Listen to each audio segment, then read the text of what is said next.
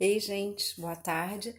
Eu sou Cristina Pimentel, participo do projeto Cidade Biblioteca e atendendo a um convite da Luísa de que a gente compartilhasse, palavra mágica, leituras que nos marcaram ao longo das nossas vidas, né? Compartilhar nesse momento em que o isolamento físico e não social está sendo muito importante, né, para combater a disseminação do coronavírus. E eu trouxe então para compartilhar com vocês o livro Como um Romance, do Daniel Penac, publicado pela editora Rocco em 1995, né? Mas antes eu queria dizer que esse livro ele foi tão importante para mim, é não ficção, é um ensaio e foi muito importante na minha trajetória profissional. Ele chegou a mim como presente de uma amiga, né, num momento em que eu residia numa cidade em outro estado, né, no Espírito Santo, onde eu morei por 8 anos, e uma cidade muito afastada da capital. E num tempo que não existia redes sociais, não existia compra online, né? Então eu ficava assim muito afastada das publicações, das novidades, enfim. E uma amiga minha, então, como presente de aniversário, ela me deu esse livro e após a leitura, eu posso dizer assim que esse livro mudou o meu paradigma de atuação como professora que forma leitores, né? Ele me ajudou a mudar a minha didática, a minha política de relação, na relação com o aluno, na relação com o livro, nessa mediação entre o aluno e o livro, né? Visando a formação do leitor.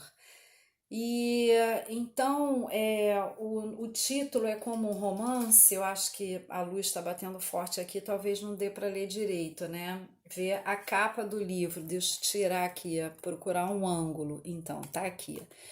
Como um romance, porque como eu disse, é um ensaio poético belíssimo, né? Em que o Daniel Penac, ele se coloca como professor, como todo bom professor, né? Ele se coloca a seguinte questão, como que nós nos tornamos leitores, como são nossos primeiros contatos com o livro e por que, em determinado momento, deixamos de ser leitores ou nos constituímos leitores, né? E para isso, ele então começa a observar o filhinho dele, que na época devia ter uns 4, 5 anos, né? E ele observa esse contato mágico e maravilhoso da criança, os primeiros contatos da criança com o livro, né? E ele vai então fazendo uma observação e se perguntando, na medida em que ele vê o desinteresse de boa parte dos seus alunos, né, pela leitura, ele se pergunta por que que isso aconteceu. E também observando os alunos que desenvolveram uma grande paixão pela leitura, ele também se pergunta por que isso aconteceu. Então esse texto do Daniel Penac, ele foi muito divulgado na época, né? Foi um livro muito importante para profissionais da área preocupados em formar leitores. E tão importante também foram os direitos imprescritíveis do leitor. São 10 direitos, né? Um deles é o direito de não ler, que cada um tem, né? Ler a hora que quiser, onde quiser, direito de ler em voz alta, é o direito de calar, né? E eu então separei um trecho desse livro para ler para gente, né?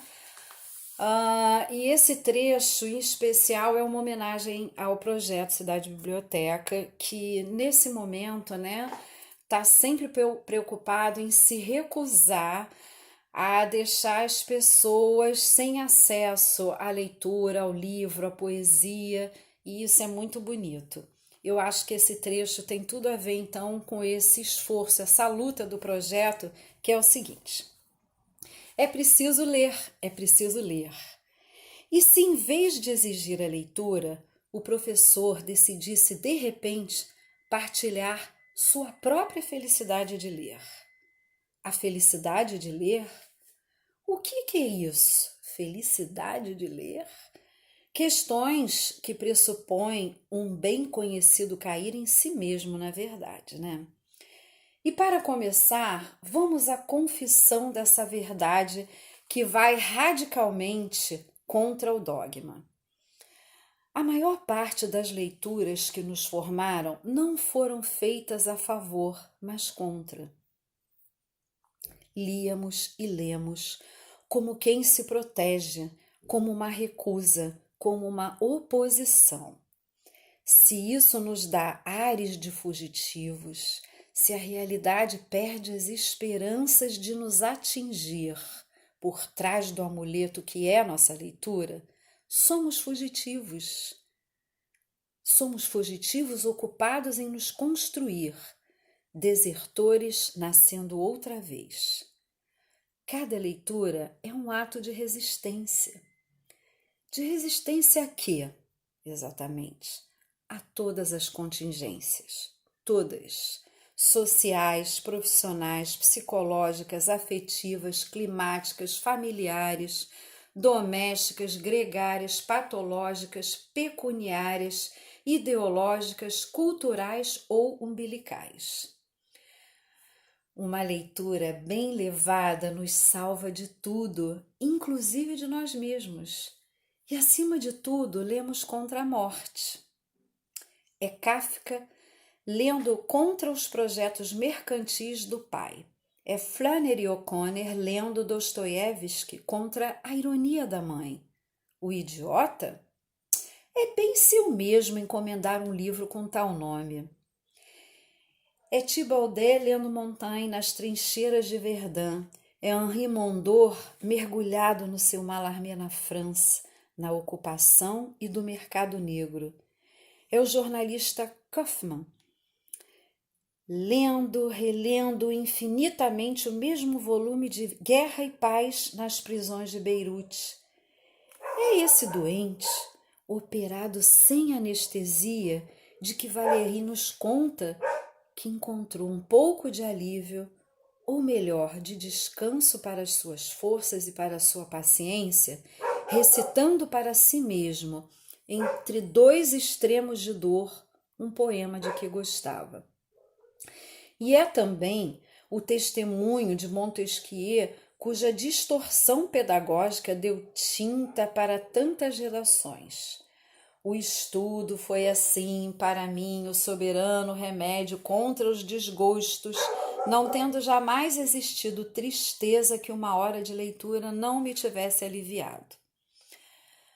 Mas é mais cotidianamente o refúgio do livro contra o crepitar da chuva, o silencioso ofuscamento das páginas contra a cadência do metrô, o romance escondido na gaveta da escrivaninha, a breve leitura do professor enquanto os alunos trabalham e o aluno no fundo da sala lendo, disfarçado, esperando a hora de entregar a folha em branco.